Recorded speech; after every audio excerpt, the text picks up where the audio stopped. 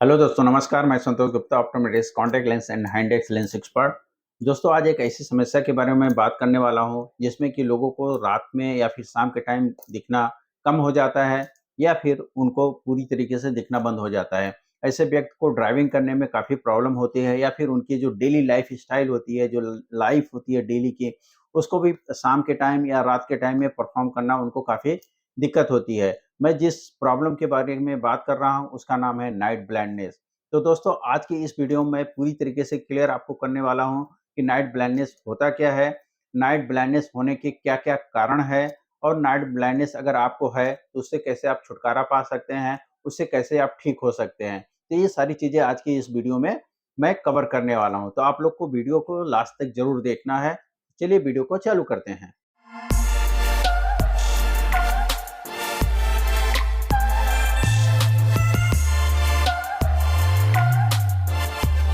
दोस्तों, सबसे पहले जान लेते हैं कि नाइट ब्लाइंडनेस होता क्या है। जब किसी व्यक्ति को लो लाइट में यानी शाम के टाइम या फिर रात के टाइम में दिखने में असुविधा होती है या दिखना पूरी तरीके से बंद हो जाता है, तो इस परिस्थिति को हम लोग नाइट ब्लाइंडनेस या नेक्टोलोपिया कहते हैं। अब दोस्तों, जान लेते हैं कि नेक्टोलोपिया होने के क्या-क्या कारण हो सकते हैं, इसके क्या-क्या कॉजेज़ हैं।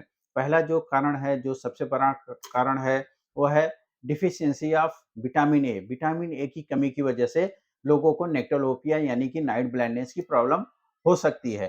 इसमें होता क्या है कि हमारे रेटिना के अंदर एक पिगमेंट होता है जिसको रोडोप्सिन कहते हैं। रोडोप्सिन की प्रोडक्शन के लिए विटामिन ए बहुत ज़्यादा ज़रूरी है और रोडोप्सिन हमको हेल्प करता है लो लाइट में यानी रात में देखने में हमको हेल्प करता है। तो अगर विटामिन ए की कमी हो जाती है तो रोडोप्सिन का प्रोडक्शन रुक जाता है और अगर रोडोप्सिन का प्रोडक्शन रुक जाएगा तो हमको लो लाइट में देखने में असुविधा होने लगती है। तो दोस्तों, आगे मैं बताऊँगा कि कौन-कौन सी चीज़ें हैं जिसका आप करके इन सारी चीज़ों से आप पार पा सकते हैं, आप ठीक हो सकते हैं। अब दोस्तों, आगे बढ़ने से पहले बात कर लेते हैं कि दूसरा क्या कारण है हमको नाइट ब्लाइंडनेस होने के। दोस्तों, दूसरा जो कारण है वो है रेटिनाइटिस पिगमेंटोसा, जिसको आम भाषा में हम लोग रतौंधी भी कहते हैं। इसमें हमारे रेटिना के अंदर 2 तरीके की सेल होती हैं। एक सेल होती है रॉड सेल और एक सेल होती है कोन सेल। जो रॉड सेल होती है वो हमको लो लाइट में हमको देखने में हेल्प करती है। तो जो रतौंधी होती है इसमें जो रॉड सेल होती हैं वो धीरे-धीरे डेड होने लगती हैं, मरने लगती हैं, जिससे हमारा विज़न धीरे-धीरे कम होने लगता है। जो रतौंधी की बीमारी है यानी आरपी जो बीमारी है, ये जन्मजात बीमारी होती है यानी ये आनुवांशिक होती है। तो जिस व्यक्ति इस बीमारी से प्रभावित होता है, उसको उसके परिवार में किसी न किसी को पहले से ये बीमारी होती है। तो इसमें प्रॉब्लम क्या होता है कि रॉड सेल धीरे-धीरे डेड होने लगती है और हमारा विज़न धीरे-धीरे कम होने लगता है। ये हमको जब तक पता चलता है तब तक हमारी विज़न काफ़ी कम हो गया रहता है। तो इसके लिए हम लोग कभी भी बोलते हैं कि अगर आपको किसी तरीके की प्रॉब्लम नहीं भी है, तो भी अपनी आँखों को आपको साल में 1 बार ज़रूर चेक करवाना चाहिए। इसमें होता क्या है कि जब हमारी रॉड सेल धीरे-धीरे मरने लगती हैं और हमारा जो विज़न होता है वो पेरिफेरल विज़न धीरे-धीरे सिकुड़ने लगता है, कम होने लगता है। हमको एक ऐसा लगता है कि किसी हम एक सुराग से देख रहे हैं, उससे हमको फ़ील होता है। यानी हमारा जो पेरिफेरल विज़न होता है वो कम हो जाता है और हमको एक सर्कल में ही दिखना चालू हो जाता है। तो इसके लिए हमको अपनी आँख को चेक ज़रूर करवाना चाहिए। दोस्तों, ये जो बीमारी है रेटिनाइटिस पिगमेंटोसा, इसको पूरी तरीके से ठीक नहीं किया जा सकता, लेकिन आप जितनी जल्दी डॉक्टर के पास जाते हैं, तो डॉक्टर इसको स्टॉप यानी इसके जो बढ़ने का रफ्तार है, क्योंकि ये जो बीमारी होती है, ये प्रोग्रेसिव बीमारी होती है, यानी जैसे-जैसे आपकी एज बढ़ती है, इसका दायरा भी धीरे-धीरे बढ़ता रहता है। आपका जो विज़न है, आपका जो नज़र है, वो धीरे-धीरे कम होने लगती है। तो अगर आप डॉक्टर से मिलते हैं, तो आपके दवा देते हैं, जिससे कि जो प्रोग्रेशन है, जो इसका बढ़ने का जो चांस है, वो धीरे-धीरे कम होने लगता है और जो आपका विज़न धीरे-धीरे लॉस पूरी तरीके से खत्म होने वाला था 40 की उम्र में, वो हो सकता है 50 या 55 या 60 तक वो जा सकता है। तो इसके लिए आपको डॉक्टर को दिखाना बहुत ज़्यादा ज़रूरी है। दोस्तों, अब तीसरे कारण की तरफ बढ़ते हैं। तीसरा जो कारण है, वो है मोतियाबिंद। जिन लोगों को कैटरैक्ट यानी मोतियाबिंद की प्रॉब्लम होती है, उनको भी लो लाइट में देखने में असुविधा होती है। क्या होता है कि जो हमारी लेंस आँख के अंदर जो लेंस होता है, वो धीरे-धीरे ओपेक हो जाता है, उस घिस जाता है, जिससे कि जो लाइट होती है, हमारे रेटिना तक पहुँचना मुश्किल होता है। इसकी वजह से उनको दिन में और रात में भी उनको प्रॉब्लम होती है, जो भी चीज़ें होती हैं देखने के लिए। वो सही से ड्राइविंग नहीं कर सकते या फिर अगर बहुत ज़्यादा उनको कैटरेक्ट की प्रॉब्लम है, तो उनको दिन में भी प्रॉब्लम होती है दिखने में। दोस्तों, जो चौथा कारण है नाइट ब्लाइंडनेस होने का, वो है ग्लूकोमा या ग्लूकोमा संबंधी जो दवाएँ चलती हैं, उसकी वजह से भी आपको नाइट ब्लाइंडनेस की प्रॉब्लम हो सकती है। जैसा कि आप लोगों को मालूम होगा कि ग्लूकोमा हमारी आँख का आई प्रेशर बढ़ने की वजह से होता है, जिसमें हमारी जो आँख की ऑप्टिक्स नर्व होती है, जो कि इन्फॉर्मेशन हमारी आँख से हमारी ब्रेन तक पहुँचाती हैं, वो इसमें डैमेज हो जाती हैं, जिसकी वजह से ये अगर इसका स्टार्टिंग लेवल है, तो आपको कोई ज़्यादा फ़र्क नहीं पड़ता, लेकिन इसका जैसे-जैसे आपका लेवल इसका बढ़ता जाता है, ये बीमारी पुरानी होती जाती है, तो आपका इसके अंदर भी जो पेरिफेरल विज़न है, वो पेरिफेरल विज़न आपका कम होने लगता है, जो नज़र होती है वो कम होने लगती है और आपको नाइट में भी आपको दिक्कत होती है, नाइट ड्राइविंग करने में आपको दिक्कत है होती है, नाइट में आपको लो अगर लाइट रहेगी तो वहाँ पे भी आपको चीज़ें को देखने में प्रॉब्लम होती है, नाइट ब्लाइंडनेस की प्रॉब्लम होती है। इसके अलावा जो 5वाँ कारण है, वो है मायोपिया। अगर कोई भी पेशेंट मायोपिया का पेशेंट है, उनको भी नाइट में देखने में असुविधा होती है, उनको भी लो लाइट में देखने में असुविधा होती है। उनको चाहिए कि वो अपना टेस्ट करवाएँ, अगर उनको मायोपिया की प्रॉब्लम है, तो उनको चश्मा बनवाना चाहिए और चश्मा बनवा के पहनना चाहिए, तो उनकी ये समस्या कम हो सकती है। इस तरह के पेशेंट को भी नाइट में ड्राइविंग करने में या फिर उनको धूप में जब जाते हैं, तो उनको बहुत ज़्यादा धूप का फीलिंग आता है, उनको बहुत ज़्यादा आँख में रोशनी लगती है।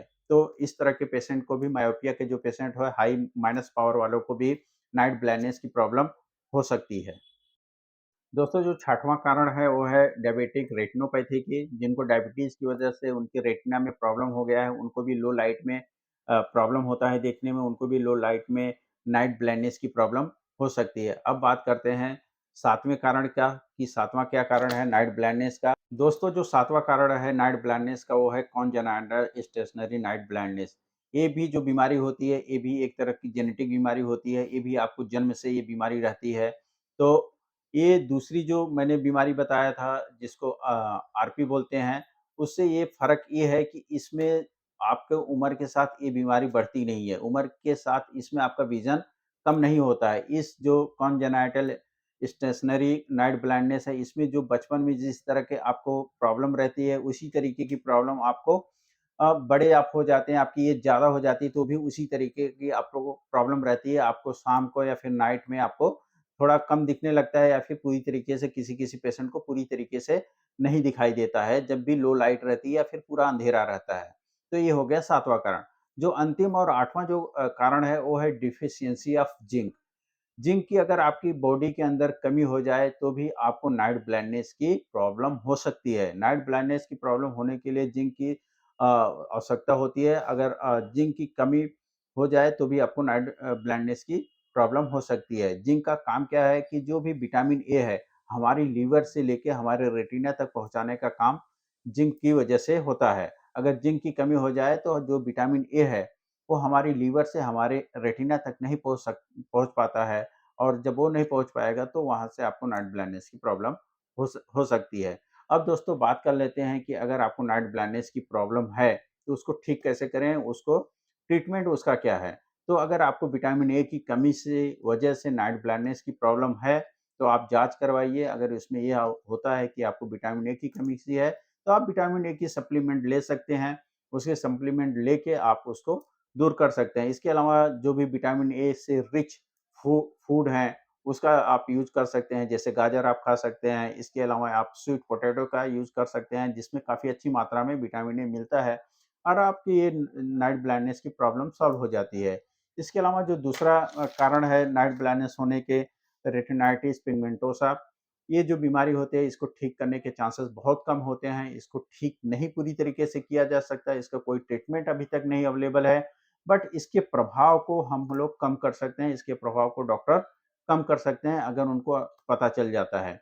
इसके अलावा अगर आपको कैटरेक्ट की वजह से नाइट ब्लाइंडनेस की प्रॉब्लम हो रही है, तो कैटरेक्ट का अगर आप ऑपरेशन करवा लेते हैं, कैटरेक्ट अगर आप जो भी दोनों आँख में है, तो दोनों आँख से निकलवा देते हैं, तो आपको ये प्रॉब्लम आपकी सॉल्व हो जाती है। इसके अलावा आपको फोटोक्रोमैटिक ग्लासेस पहनने की ज़रूरत पड़ती है, क्योंकि जब आप कैटरेक्ट का ऑपरेशन करते हैं, तो जो फोटो रिसेप्टर सेल होती है, वो ज़्यादा रिएक्ट करती है और बहुत ज़्यादा लाइट हमारी आँखों को महसूस होता है, तो आपको फोटोक्रोमैटिक ग्लासेस पहनना चाहिए। इसी तरीके से अगर आपको नाइट ब्लाइंडनेस की प्रॉब्लम अगर ग्लूकोमा की वजह से हो रहा है, तो ग्लूकोमा का आपको इलाज करवाने की ज़रूरत रहती है। आप ग्लूकोमा का इलाज करवाएँगे, तो आपके जो नाइट ब्लाइंडनेस की प्रॉब्लम है, धीरे-धीरे वो भी सॉल्व हो जाती है। इसके अलावा अगर किसी भी पेशेंट को मायोपिया की वजह से उनको प्रॉब्लम हो रही नाइट ब्लाइंडनेस की, तो उनको अपना चश्मा बनवाना चाहिए और अपनी आँखें को 1 साल के अंदर चेक करवाते रहना चाहिए। अगर उनका नंबर बार-बार चेंज होता है, तो उस अपने ग्लासेस को उनको अपडेट करवाते रहना चाहिए।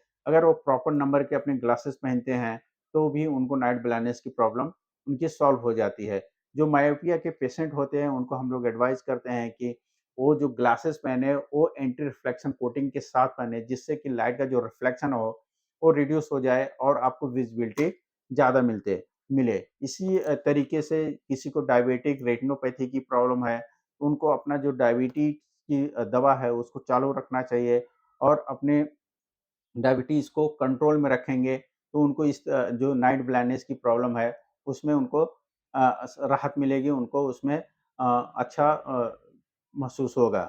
इसी तरीके से कॉन्जेनाइटल स्टेशनरी नाइट ब्लाइंडनेस जो प्रॉब्लम है, अनट्रीटेबल है, इसकी कोई भी अभी तक दवा अवेलेबल नहीं है, इसका भी कोई इलाज नहीं है। इसके अलावा अगर डेफिशिएंसी ऑफ जिंक की वजह से आपको नाइट ब्लाइंडनेस की प्रॉब्लम हो रही है, तो आप उसका सप्लीमेंट ले सकते हैं जिंक का, जो आपकी बॉडी के अंदर से अगर जिंक की कमी पूरी हो जाएगी, तो आपको नाइट ब्लाइंडनेस की प्रॉब्लम भी आपका सॉल्व हो जाएगा। आशा करता हूँ कि ये वीडियो आपको अच्छा लगा होगा। ये वीडियो से आपको और आपके जो सराउंडिंग लोग हैं, उनको इससे फ़ायदा मिलेगा। तो मेरा रिक्वेस्ट है कि आप इस वीडियो को ज़्यादा से ज़्यादा लोगों तक शेयर करिए, जो कि ये जानकारी बहुत कम लोगों को है, ये जानकारी ज़्यादा से ज़्यादा लोगों तक पहुँचनी चाहिए। अगर ये वीडियो आपको पसंद आया तो इस वीडियो को आप लाइक करिए, अपने दोस्तों और फैमिली के साथ शेयर इसको ज़रूर करिए। अगर आपने अभी तक इस चैनल को सब्सक्राइब नहीं किया है, तो प्लीज़ इस चैनल को आप लोग सब्सक्राइब कर लीजिए और बेल आइकन को दबा दीजिए, जिससे कि आने वाली सारी वीडियो की नोटिफ़िकेशन आपको मिलती रहे। तो आज के लिए बस इतना है। मिलते हैं आपसे नेक्स्ट वीडियो में, तब तक आप अपनी आँखों का ख्याल रखें। Love your eyes, protect your eyes. धन्यवाद।